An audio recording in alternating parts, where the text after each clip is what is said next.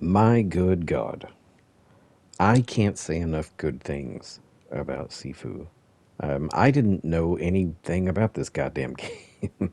I randomly heard about it not long before it released. It totally off my radar. And I got it not really knowing much about it. I didn't see much gameplay or anything like that. And Jesus, this game is fucking amazing.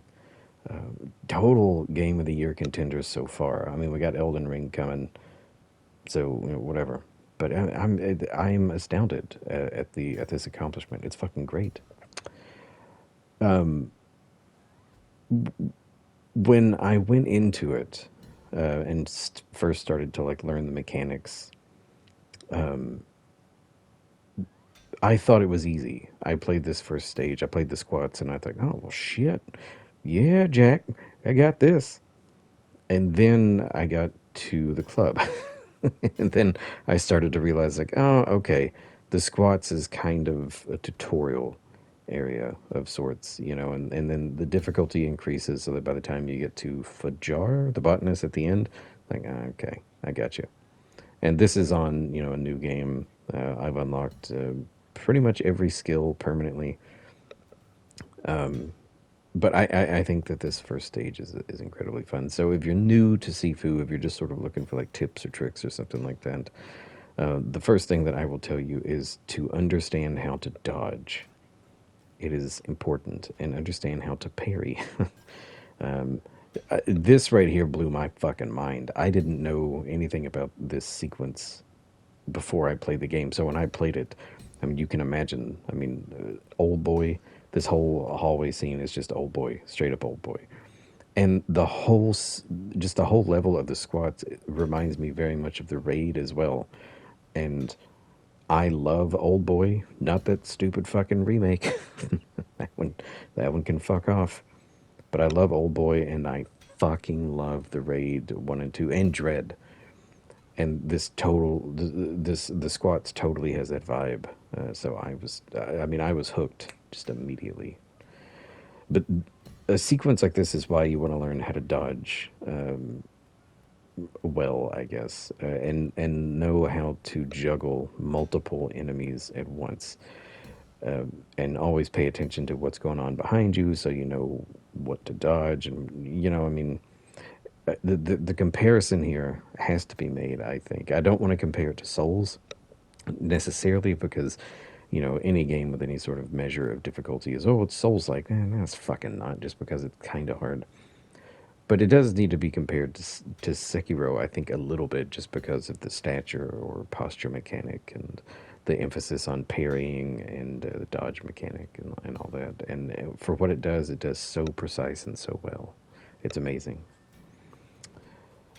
Here is when you come into contact with your first sort of buffed enemy, and the buffed enemies almost sort of have two phases of sorts.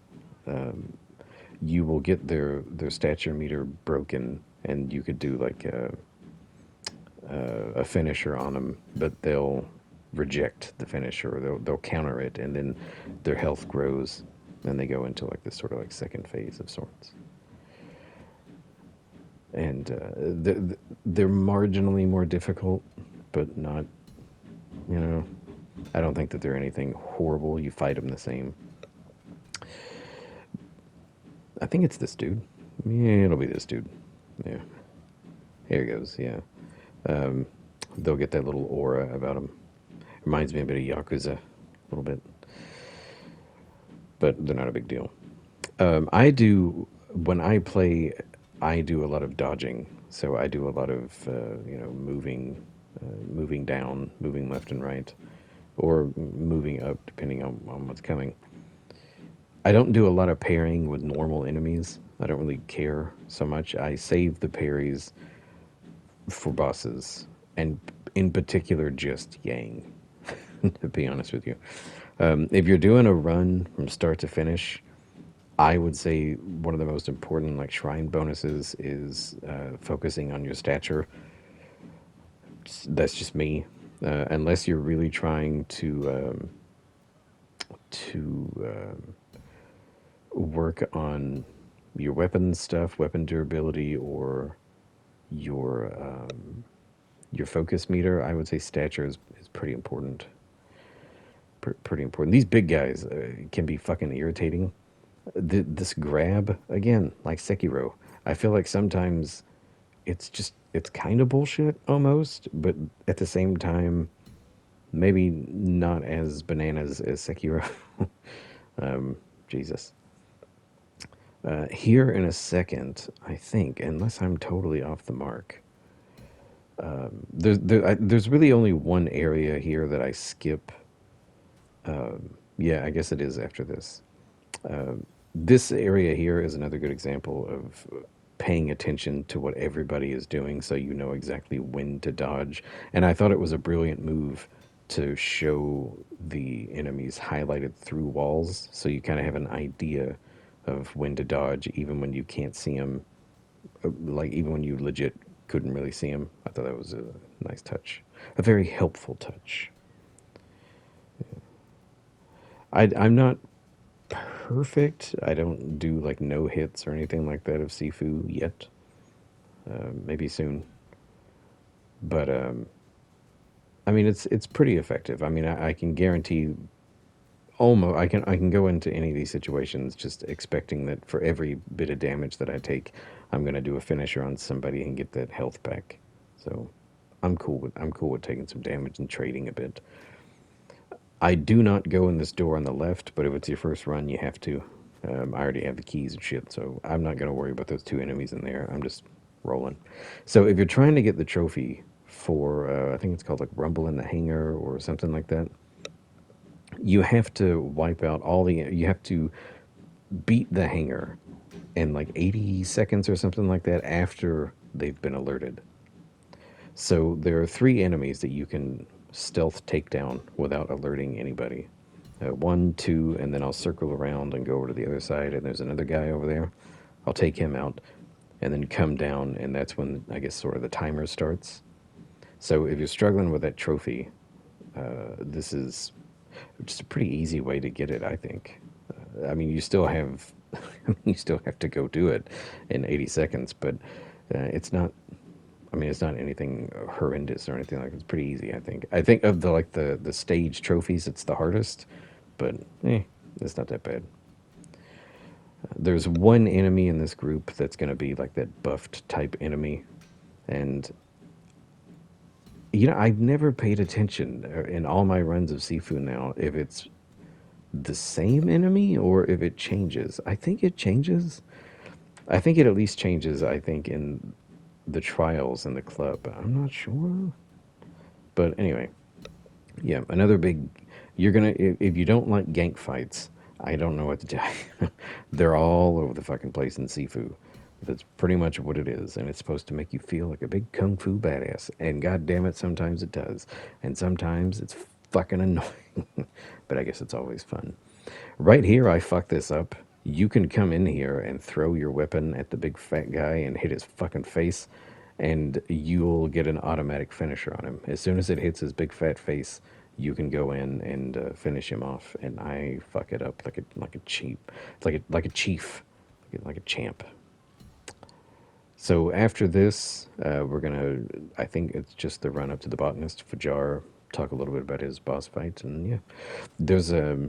As we navigate our way around, there should be a shrine over here. But as you get to Fajar's arena, there's a locked door where you can complete the squat's detective board, and you don't get the key until the final stage of the game. I think in room 206. So you basically have to get to Yang before you can come back and unlock the door. So here is the first boss fight, which I think is a brilliant, almost tutorial on dodging and parrying. I do a lot of dodges. I pretty much dodge everything with Fajar. Sometimes in his second phase, I'll do some parries, but really just a dodge fest.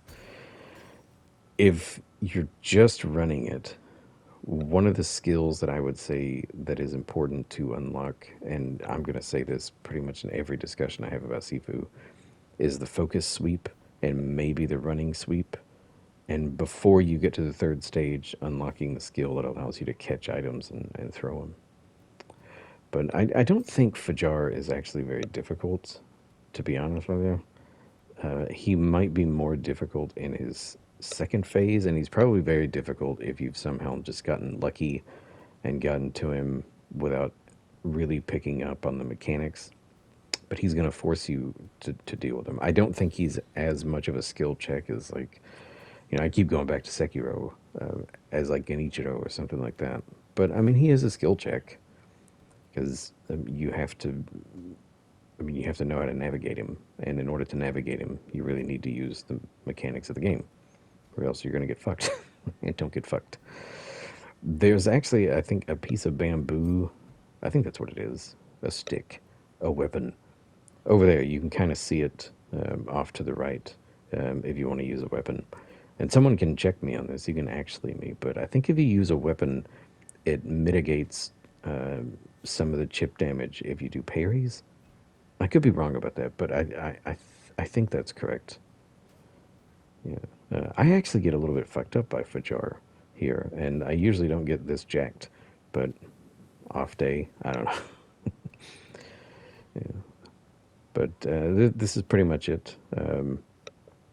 That was the squats, and this is Fajar.